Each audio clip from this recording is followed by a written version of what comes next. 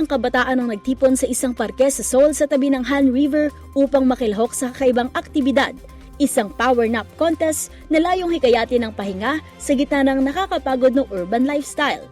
Inorganisa ng Seoul Metropolitan Government ang taunang event kung saan hinikayat ng mga kalahok na magsuot ng kasuotan parang Sleeping Beauty o prinsipe, dumating na pagod at busog, mga kondisyong perpekto para sa isang maayos na tulog.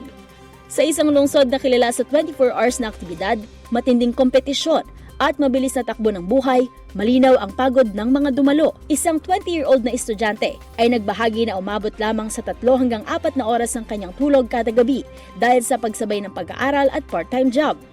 Layunin din ng event na ipakita ang kahalagahan ng pahinga, lalo na sa mga kabataang naghahanap ng matinding academic at work pressure. Ilan sa mga kalahok ay nagpakita rin ng creativity sa kanilang kasuotan, tulad ng isang guro na nagsuot ng oversized koala onesie na lalong nagdagdag ng aliw sa kakaibang kompetisyon. Sa huli, higit pa sa paligsahan, nagsilbing paalala ang aktibidad na sa gitna ng abalang pamumuhay, mahalaga pa rin ang simpleng pahinga. Para sa DZRH TV, ito si Millie Borja, una sa Pilipinas, una sa Pilipino.